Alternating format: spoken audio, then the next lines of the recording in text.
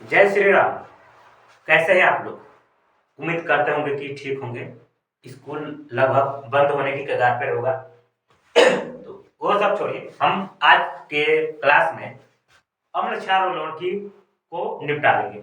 इसके पिछले वाली क्लास में मैंने जो पहला चैप्टर था उससे सारे सवाल भी कर लिए और वन साथ में हम लोग वीडियो भी खत्म कर लिए, पढ़ भी लिए, एंड थियरी भी पढ़ लिए और सवाल भी कर लीजिए। आज थियरी पढ़ ले रहे हैं, कल सवाल कर लेंगे। तो आइए बिना समय गवाए अपना काम शुरू करते हैं। हम लोग छात्र पढ़ने के लिए सबसे पहले हम लोग को सिलेबस पता होना चाहिए कि सिलेबस में क्या है। मैं बवंडर बात नहीं करूंगा, उल्टे सीधे नहीं पढ़ाऊंगा, ये पढ़ लो वो पढ़ लो यहाँ से पढ़ लो वो पढ़ लो, सीधे सीधे बात नहीं करो। सिलेबस जो दिया है सिलेबस के अकॉर्डिंग आपको पढ़ूंगा, खत्म करूंगा। नंबर मुझे लाना है और कोई बात नहीं है। तो ध्यान से देखिए, इसमें यह जो है इसके आधार पर हम लोग छात्र तथा लवण की परिभाषा ज्ञात करना है। ठीक, दूसरा माना आपको पीएच पढ़ना है।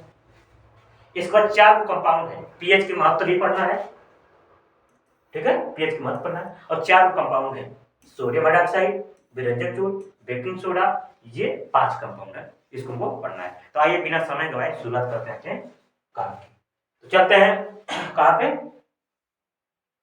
अपने कहां पे, चलिए ध्यान देते हैं हम लोग चैप्टर नंबर 1 एवं सात लवण। हम लोग क्या होते हैं, अगर सीधे सीधे वे में देखा जाए हम लोग स्वाद में खट्टे होते हैं, अच्छी बात है, सबको पता है। जैसे तूत आप लोग खाए होंगे, अंकुर खाए होंगे, आंवला खाए होंगे, सब के सब में क्या पाया जाता है, अम्ल पाया जाता है। ये नीले लिटमस को लाल कर देते हैं, ये सब लोग बताते हैं तो हम भी बता दे रहे हैं। ये नीले लिटमस को कर देते हैं लाल। एक परिभाषा होती है, छोटी सी बात होती है, छोटी सी, अनील, अ माने अम्ल, न माने नीले, लिटमस को क्या कर देंगे लाल, यानी अम्ल नीले लिटमस को क्या कर देंगे सॉरी क्या करते हैं लाल कर देते हैं। ठीक है, ये जलीय विलयन में एच आयन देते हैं। देखिए अम्ल जो होते हैं, चाहे आरएनएस के अनुसार देखिए, ब्रॉन्स्टेटलारी के देखिए, दोनों में ही अम्ल एच पॉजिटिव ही देते हैं। सिर्फ लुईस संकल्पना वाले में अम्ल जो होते हैं लोन पेयर एक्सेप्टर होते हैं, बाकी आरएनएस में और जो है कि ब्रॉन्स्टेटलारी में दोनों में अम्ल एच पॉजिटिव ही देते हैं। ये तीनों परिभाषा मैंने पुरानी वाली वीडियो में बताया हूं, लेकिन इसमें सिर्फ एच और ओएच के आधार पर बताना है। ठीक है, एसिड शब्द कहां से लिया गया, लैटिन शब्द से लिया गया, इसका कोई मतलब नहीं है। अब देखिए अम्ल होते हैं, एक अम्ल प्रबल होता है और एक अम्ल दुर्बल होता है। इसका कोई डिफिनेशन नहीं है, इसका कोई जो है कि ट्रिक नहीं है कि आप ये इस ट्रिक से चाहे इस सूत्र से जान जाएंगे कि ये प्रबल है और ये दुर्बल है। सीधे वे में जानिए, मैं जानता हूं कि H2SO4 है, ये क्या है H2SO4, H2SO4 ये है CH3COOH,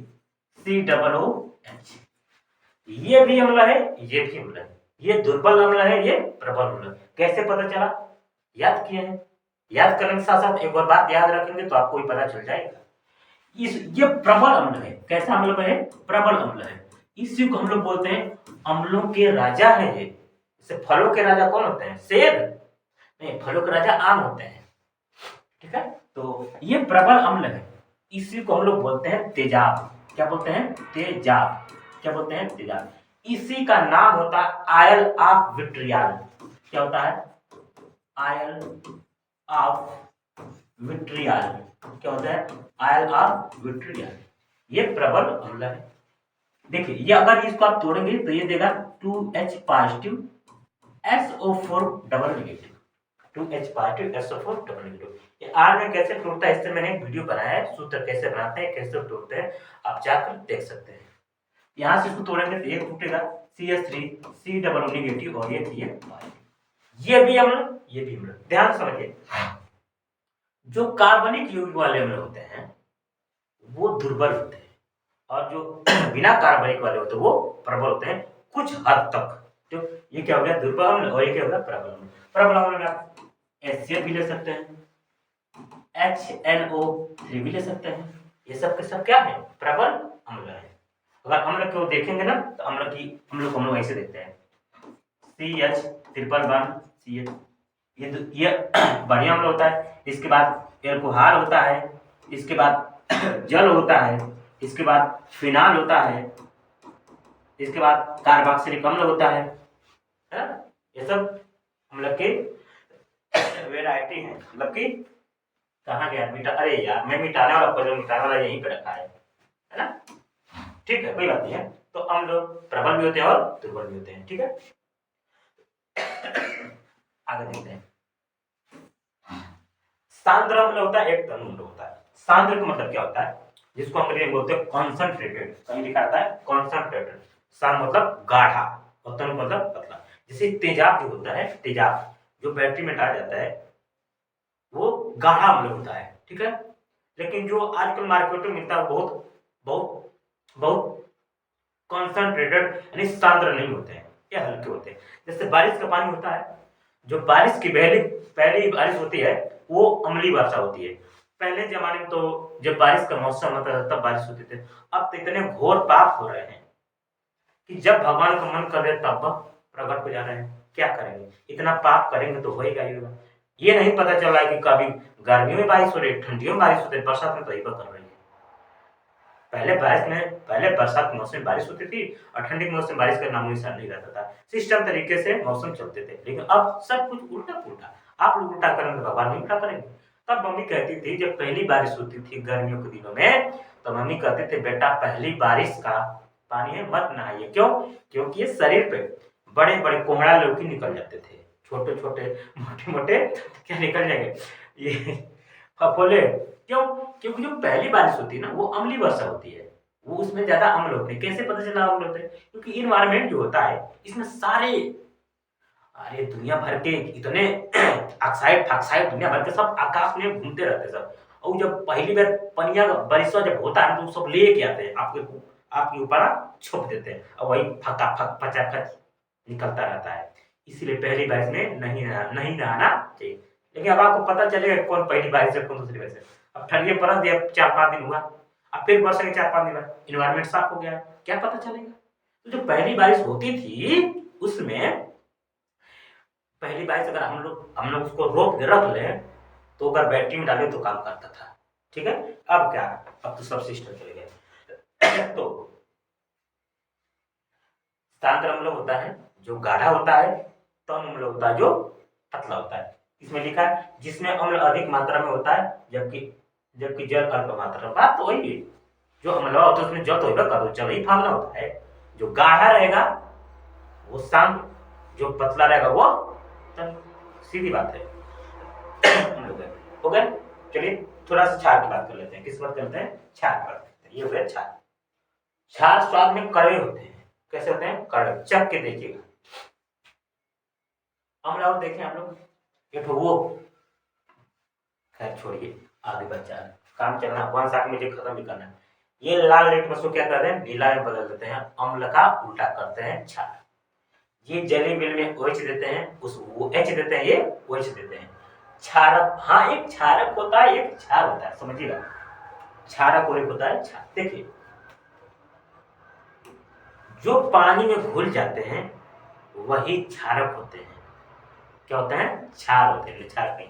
देखिए क्षारक सब होते हैं, क्षारक सब होते हैं, लेकिन इस क्षारक में अगर इस क्षारक को हम लोग पानी में डाल दिए, किसमें डाल दिए? पानी में, और पानी में जाने के बाद ये क्या हो गए? घुल गए, तो ये क्या कहलाएंगे? क्षार।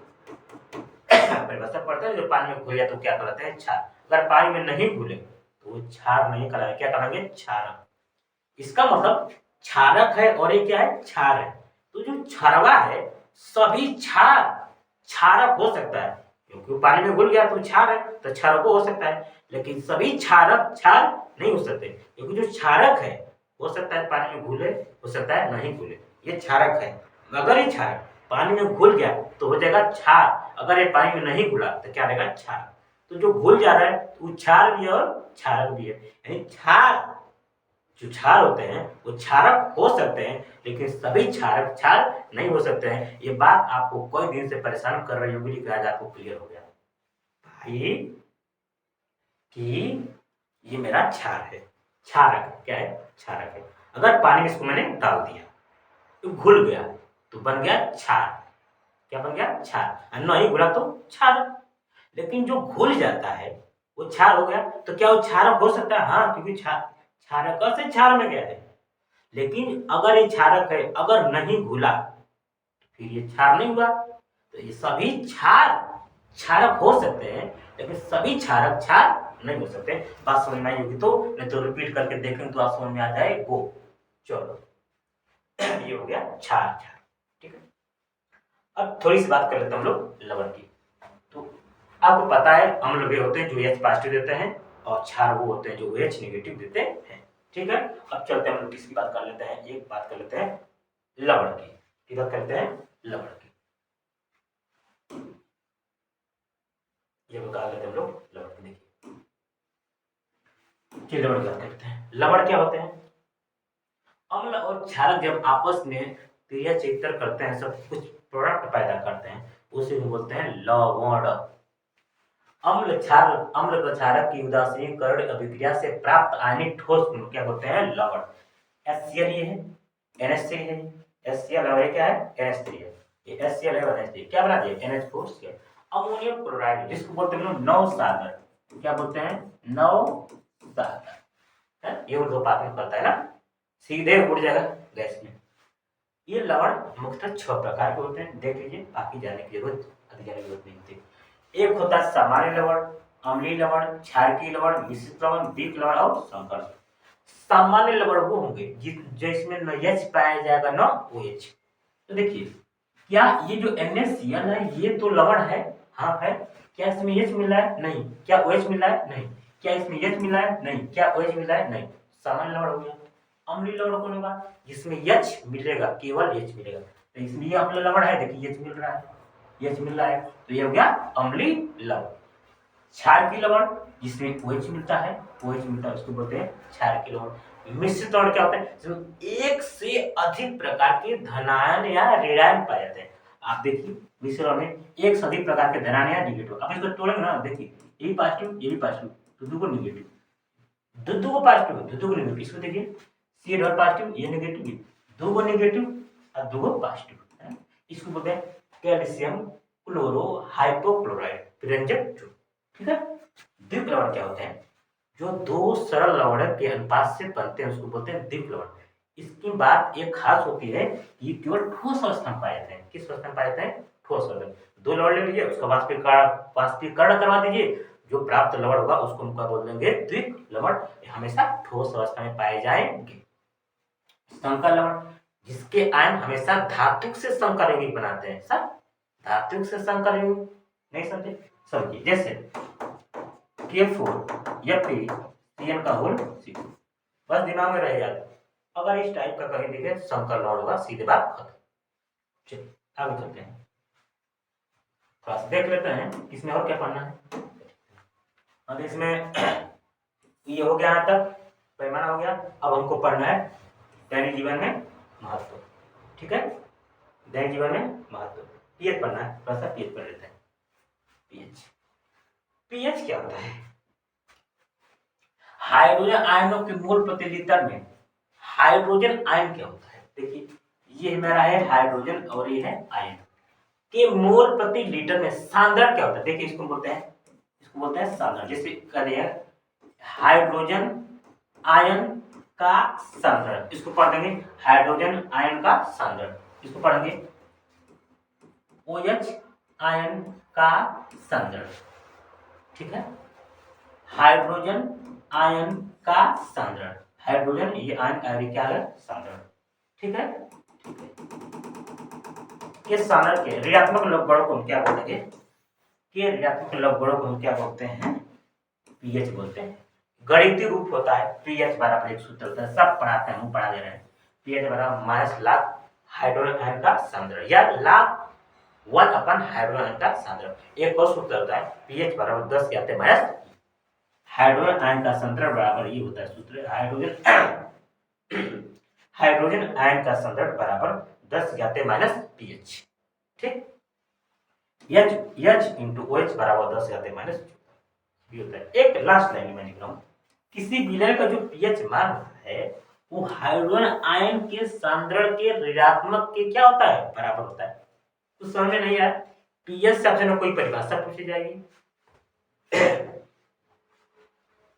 यहाँ लिखा है लघुगणक से संबंधित परिभाषा आवश्यक नहीं है। परिभाषा आपसे नहीं पूछेगा, सिर्फ सवाल पूछेगा। मैंने कुछ सूत्र यहाँ पे मैंने बताया इसलिए हम लोग सवाल करेंगे, आराम से क्लियर हो जाएगा, कोई दिक्कत परेशानी की बात नहीं है। ठीक है, चलते हैं आगे। अगर इसमें देखा जाए अब क्या पढ़ना है, बस काम खत्म।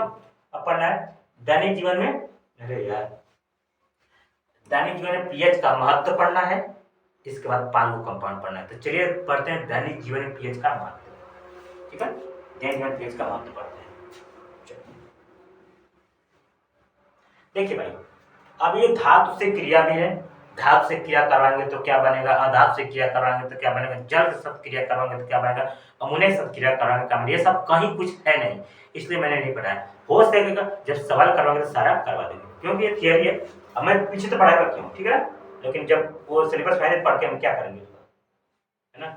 चलिए पीएच का जो है पढ़ लेते हैं, क्या क्या क्या, यही है दैनिक जीवन में पीएच का महत्व।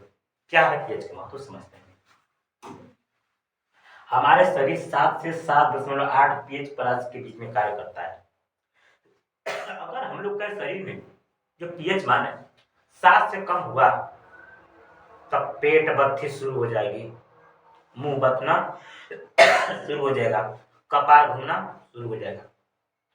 7.8 से जब रेंज ज्यादा हुआ तब पैर घूमने लगेगा, आंख बाहर आने लगेगी, नाक अंदर घुसने लगेगी, दांत बहिरा जाएगा, कान उड़ जाएगा, ये सब परेशानियां होंगी। जब पीएच गड़बड़ाया तो ये परेशानियां होंगी। पीएच अगर कम होगा तो मर ही जाएगा, हीमोग्लोबिन खून वगैरह में है सब, अगर पीएच गड़बड़ सड़बड़ हुआ तब बीमार हो गया, आप सीधे चले जाएंगे, ट्रांसफर हो जाएंगे, यहाँ से ट्रांसफर। तो ये जो है इसी के बीच में लोग का कार्य करता है। हमारे शरीर का जो पीएच होता है कितना, 7 से 7.8। वर्षा के जल का पीएच मान 5.6 से कम हो जाती है तो अम्लीय वर्षा कहलाती है। 5.6 से ज्यादा रहेगी तो क्षारीय, अब 5.6 से जब भी कम हुआ तो अम्लीय। तो कैसे आप नापेंगे, नापिएगा, आपको क्या पता किसे नापेंगे, ये लिखा है, बस तुमको पढ़ लेना है, बात खत्म हो जाएगी। अच्छी उपज के लिए पौधों को एक विशिष्ट पीएच परास की आवश्यकता होती है, सही बात है, परास वही होना चाहिए। यदि किसी स्थान की मिट्टी का पीएच कम या अधिक हो, किसानों को आवश्यकता अनुसार अम्लीय या क्षारीय पदार्थ मिलाते हैं। हम देखते हैं कहीं कहीं की मिट्टियां छर्रियां होती है, छर्री पाई, वहां पे ताल से मिट्टी लाकर उस पर डाली जाती है ना, तो वह क्षारीय होती है, तो मिट्टी डालने पर अम्लीयता और क्षारीयता न्यूट्रल हो जाती है, तो वहाँ पे फसल अच्छी होने लगती है। जहाँ पे क्षारीय होती है वहाँ बलुई मिट्टी, दोमट मिट्टी, क्षारीय मिट्टी, मतलब कहने मतलब जहाँ क्षारीयता ज्यादा है वहाँ अम्लीयता को ले जाकर डाला जाता है तो फसल अच्छी होने लगती है, जहाँ अम्लीयता ज्यादा है वहाँ क्षारीयता जाके डालना पड़ता है। खेतों में यूरिया, डाई, पोटासियम सब क्या है, सब के सब क्षार ही तो है ना, ये सब क्षार है। तो अच्छी उपज होने के लिए किसानों को अपने खेतों क्या करना पड़ता है, मैनेज करना पड़ता है कि अम्लीयता हो जाएगी तो क्षारीय बनाएंगे, क्षारीयता बनाएंगे तो अम्लीय बनाएंगे। क्या देख रहा है हमारा उदर माने कोहड़ा पेट, हाइड्रोल लिखा है, हाइड्रोक्लोरिक अम्ल के हाइड्रोक्लोरिक उत्पन्न करता है जो भोजन के पाचन में सहायक होता है। अगर पेट HCl नहीं दिया, आप रोटी खाएंगे एगो रहेगी, जब तक मरेंगे नहीं तब 500-700 साल तक पेट में रह जाएगी, पचबे नहीं करेगी। पता है क्यों, पेट आपका HCl नहीं देगा तो पचेगी कैसे, जैसी रोटी थी वैसी वैसी में रह जाएगी, नहीं पचेगी। अपच की उपस्थिति में उदर अधिक मात्रा में अम्ल उत्पन्न करता है, जिसके कारण उदर में दर्द व जलन का अनुभव होता है। कब, जब 7 यानी कि ऊपर में बताया था 7 और 7.8, जब 7 से कम हुआ तो अम्लीयता बढ़ेगी। आपको बताए थे पीएच मान अगर 7 से क्या रहेगा, पीएच मान अगर 7 से क्या रहेगा, कम रहेगा, 7 से क्या रहेगा कम, तो कैसा, अम्लीय। 7 के बराबर तो उदासीन, और 7 से ज्यादा रहेगा तो क्षारीय, खत्म। ठीक है, तो यहाँ पे जो है 7 से 8 के लिए, अगर 7 से कम हुआ तो पेट आप गड़बड़ाएगा तो जाएंगे दवाई लेने के लिए, है ना, जलन का अनुभव होता है वही पेट, तो क्या करेंगे हम, कुछ खाना पड़ता है। एंटीसेड क्या होता है, जो उसके विपरीत होता है उसे बोलते हैं एंटीसेड। क्षारकों का उपयोग किया जाता है जो अम्ल की अधिक मात्रा को उदासीन करता है, जैसे milk of magnesium. Milk of magnesium जानते हैं होते हैं, मैग्नीशियम हाइड्रोक्साइड बोलते हैं MgOH का उल्टा है, इसको बोलते हैं मिल्क ऑफ मैग्नीशियम। इसी के टीके मिलते हैं, आप खाते हैं और आपके पेट की जलन खत्म हो जाती है। ठीक है, ठीक है। मुंह के पीएच का मान 5.5 से कम होने पर दांत का क्षय होना प्रारंभ होता है। पीएच मान 5 से 5 रहने दीजिए, कम करेंगे दांत खराब हो जाएगा, आप जानिए आपका काम नहीं रहेगा। दांतों को इनेमल कैल्शियम फास्फेट से बना होता है, जो कि शरीर का सबसे कठोर पदार्थ है। यह जब में नहीं घुलता है, मुंह का पीएच मान 5.5 से कम होने पर संचरित हो जाता है। ये क्षार के दंत मंथन का उपयोग करने से अम्ल की अधिक की मात्रा को उदासीन किया जाता है। वही और 5.5 से कम हो रहा है, डाबा लाल दंत मंजन करिए, क्षारीयता ज्यादा होती है, आपका दांत सही रहेगा। अगर कम हुआ तो फिर आपका दांत की परत क्या हो जाएगी, उड़ जाएगी और दांत जल्दी से टूट जाएगा, बुढ़ऊ जल्दी से हो जाएंगे।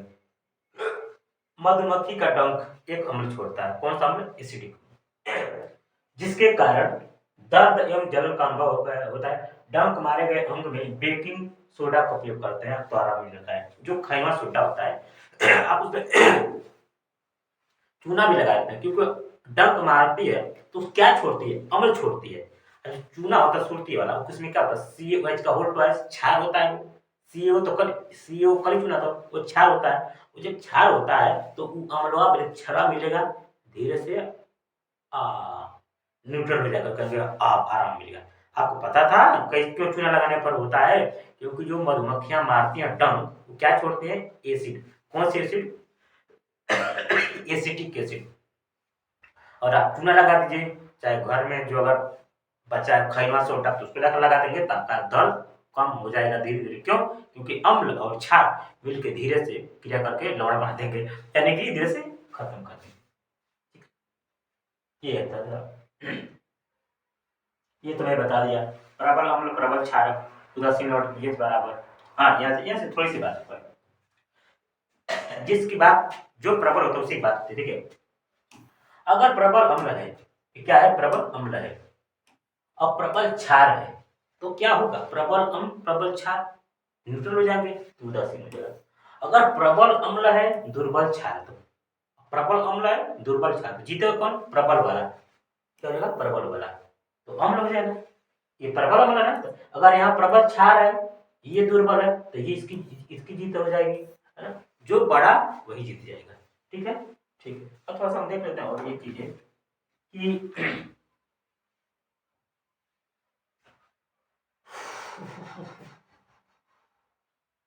एक चीज और देख लेते हैं हम लोग कि पढ़ना क्या है भाई, है ना। तो हम पीएच के बारे में पढ़ा दिए, ठीक है। कंपाउंड बचा है, क्या बचा है, compound, sorry sorry sorry sorry, compound बचा है, क्या बचा है, कंपाउंड। 4 कंपाउंड है, 4 मिनट में खत्म हो जाएगा। ठीक है, देखिए पहला कंपाउंड ये है, ये 2 3 4 5 को पढ़ना है आपको। पहले लिखा सोडियम हाइड्रोक्साइड। सोडियम हाइड्रोक्साइड कैसे बनता है, सोडियम क्लोराइड के जली विलय में, ये हो गया सोडियम क्लोराइड, NaCl। जली विलय का मतलब जल में क्या क्या आता है, डायरेक्ट क्या बनेगा, NaOH+HCl, 2HCl। ठीक है, इसे कोनो ब्राइन बोलते हैं, क्या बोलते हैं, ब्राइन, NaOH। और इस पूरी प्रक्रिया को बोला जाता है फ्लोर क्षार, फ्लोर क्षार। यहाँ पे वही पे लिखा है कि विद्युत धारा प्रवाहित करने पर यह वियुक्त होकर सोडियम हाइड्रोक्साइड उत्पन्न करता है। इस प्रक्रिया को फ्लोर क्षार प्रक्रिया कहते हैं। एनोड पर CO2 गैस निकलती है और कैथोड पर H2 गैस निकलती है। चलिए एक बार दिखाते हैं, लोग बताते हैं, चित्र को ऐसे ही बना के रख देते हैं। देखिए यहाँ दिखाते हैं,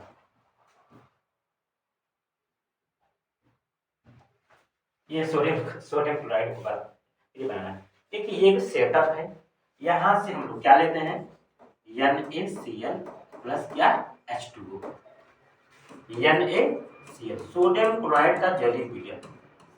सीधे यहाँ से Na पॉजिटिव होता है और Cl नेगेटिव होता है, यहाँ से H पॉजिटिव होगा और OH नेगेटिव होगा, सीधे से हट जाएगा, NaOH plus HCl plus HCl। ठीक है, इसमें बिना विद्युत धारा प्रवाहित किए क्रिया नहीं होगी। नहीं तो आप घरवा बना लेंगे सर जी, नमक में पानी डालना है तो सोडियम हाइड्रोक्साइड मिल जाएगा। साथ साथ HCl से मिला रहेगा, उसको तोड़ना आसान नहीं होता है। ये HCl जब विद्युत धारा प्रवाहित होती है तो ये HCl ये भी टूट जाता है, H2 + Cl2। विद्युत धारा प्रवाहित किया तो तुमको तोड़ ताड़ के H2 + Cl2 मुड़ा देता है। H2 + Cl2 बराबर ही HCl होता है ना, H2 + Cl2 बराबर ही HCl होता है क्रिया। यहां से NaCl हम लोग क्या करते हैं, इसमें प्रवाहित करते हैं। ये क्या है, ये एक ठो हम लगा दिए रॉड। क्या लगा दिए, रॉड। कापर के लिए चाहे किसकी जिसकी मर्जी उसकी ले, ठीक है। और यहाँ पे मैंने इसको मान लिया कि पॉजिटिव और क्या है, ये नेगेटिव है, ठीक है। जब मैंने NaCl से घुसाया तो यहाँ इसमें आया NaOH plus H2 plus Cl2। क्या हुआ ना, जब विद्युत धारा प्रवाहित की गई तभी नहीं रिएक्शन हुआ। Yes sir. अब क्या हुआ कि ये है नेगेटिव नेगेटिव नेगेटिव नेगेटिव, ये कौन सी रॉड है, ये कैथोड है। क्या है, कैथोड है। ये क्या है, कैथोड है। और ये कौन सी है, एनोड है। एनोड पॉजिटिव होता है, ये रखने वाली बात है, लेकिन आपको पता होना चाहिए जहां पे ऑक्सीजन कण होता है वही एनोड होता है, ठीक। हालांकि यहाँ मान ले रहा है ये पॉजिटिव है तो ये कौन सी रॉड है, एनोड। और ये कौन सा सिरा है, कैथोड। ये कैथोड एनोड सिरा और कैथोड सिरा। तो Cl2 और H2 की जब बात देखी जाती है तो ये बात आती है, कौन सी बात, ये वाली। H2 H single bond H, Cl2 Cl single bond Cl, ठीक है। ये बॉन्ड ये टूटता है ना, हालांकि इसको देखा जाए तो फर्स्ट ग्रुप में रखा गया था, इसलिए यहाँ पे थोड़ी सी पोलैरिटी देखने को मिलती है कि H पॉजिटिव होता है। क्या होता है, H पॉजिटिव होता है। और Cl को देखा है तो Cl बॉन्ड टूटता है, तो बॉन्ड जब टूटेगा ना तो इस पर जितना चार्ज है उतना ही चार्ज इस पे भी आता है। यानी फ्री रेडिकल बोलते हैं, फ्री रेडिकल एक एक इलेक्ट्रॉन टूटते हैं। तो कहीं न कहीं इस पे नेगेटिव और कहीं न कहीं इस पे पॉजिटिव। ये नेगेटिव वाला Cl2 गैस वा यहाँ से निकल जाती है Cl2 गैस, किससे, एनोड से Cl2 गैस। और यहाँ से क्या निकल जाती है, कैथोड से H2 गैस। यहाँ से H2 गैस निकल जाती है, यहाँ से Cl2 गैस। तो बचता है इसमें क्या है, NaOH। और मेरा NaOH बन जाता है, क्या करता है, बन जाता है। वही यहाँ पे लिखा गया है, एनोड पर Cl2 गैस, एनोड पर Cl2 गैस और कैथोड पर H2 गैस। उपयोग देख के स्क्रीनशॉट मार लीजिए, हो जाएगा। ब्रेंजक चूड़ की बात कर लेते हैं। कैल्शियम क्लोरो हाइपोक्लोराइड, इसको ऐसे पढ़ता है, देखिए CaOCl, इसको ऐसे भी लिखते हैं कैल्शियम क्लोरो हाइपोक्लोराइड, है ना। कैल्शियम क्लोरो हाइपोक्लोराइड कैसे बनता है, बुझा हुआ चूना ले लीजिए, क्लोरीन गैस प्रवाहित कर दिए, ये गैस बन जाएगा, आराम से बनेगा। ये आपको रट्टी रटाई हुई बात है। उपयोग देख लीजिए, ये सब उपयोग, इसमें कोई बात नई नहीं है, सब पुरानी बात है, ठीक है, ठीक है ना, कोई दिक्कत नहीं। कैल्शियम हाइड्रोक्साइड का CO2 से क्रिया कराएंगे, कैल्शियम क्लोरो हाइपोक्लोराइड जिसको बोलते हैं विरंजक चूड़, और जल मेरा निकल जाएगा। अच्छी बात। एक और देख लेते हैं, क्या है, बेकिंग सोडा। बेकिंग सोडा देखिए, एक बात मैं आप बता दूं, पेपरवा में 2NaHCO3 गरम कर दिए, यहाँ पे Na2CO3 plus H2O plus CO2। ये देखिए, ये सोडियम बाइकार्बोनेट है, खैनवा सोडा जिसको बोलते हैं। इस खैनवा सोडा को आप जब गरम करेंगे ना तो धोइनवा सोडा मिलेगा। ये धोने वाला सोडा और ये खाने वाला सोडा है, यानी इसको गर्म करते हैं तो ये बनता है, और इसको प्रोडक्ट जब मिलाते हैं तो ये बनता है। ये प्रक्रिया बड़ी सिमिलर है, इनसे ये और इनसे ये, दोनों पेपर में अधिकतर पूछी जाती हैं। और फिर होता है प्लास्टर ऑफ पेरिस वाला, वो भी नीचे वहां है ना।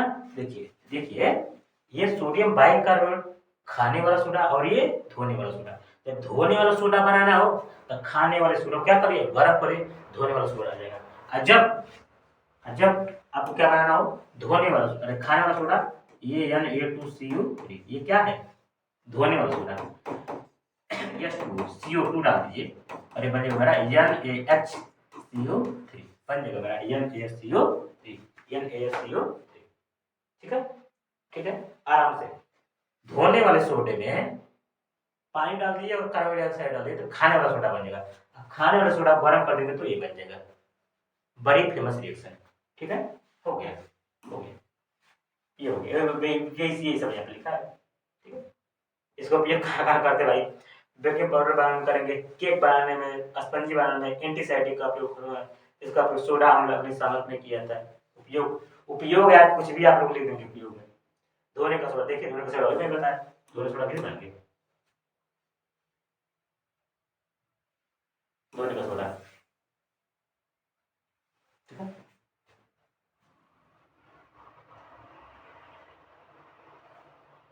ये थोड़ा सा रिएक्शन मुझे मिस्टेक लग रही है। धोने का सोडा ऐसा रहेगा, देखिए 2NaHCO3, सीधे आप इसको गर्म कर देंगे, बनेगा Na2CO3 plus CO2 plus H2O।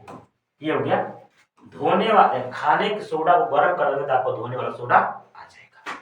हो जाएगा। किस तरीके गर्म कर देंगे, जल मेरा मिल जाएगा।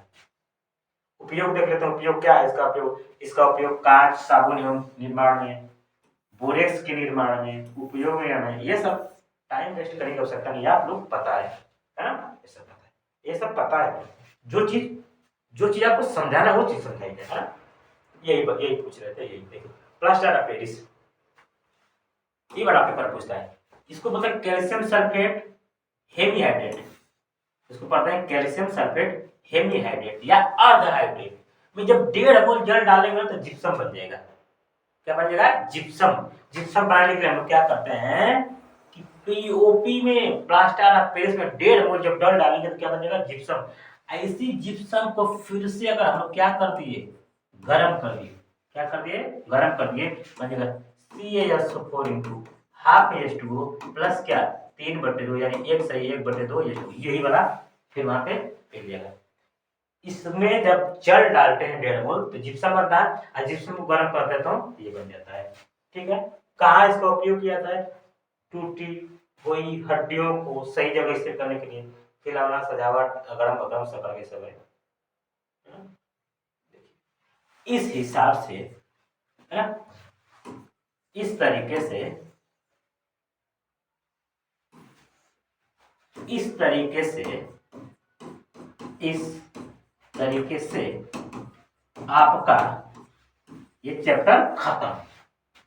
तो अब मिलते हैं अगली वीडियो में इसी के क्वेश्चन आंसर के साथ। ध्यान रहे, आपको मैं बता दूं, ये थियरी पढ़ लीजिए, भर भर के थियरी पढ़ लीजिए, कोई फर्क नहीं पड़ता। बाबू बहनी लोगन जब तक क्वेश्चन नहीं करेंगे तब तक आप कुछ पढ़ने वाला नहीं। हम क्वेश्चन करेंगे, इसके बाद जब सारा खत्म हो जाएगा, इसके बाद हम लोग क्या करेंगे, मॉडल पेपर करेंगे या जो भी दिमाग में आइडिया आएगा वो करेंगे। तो पढ़ते रहिए, मुस्कुराते रहिए।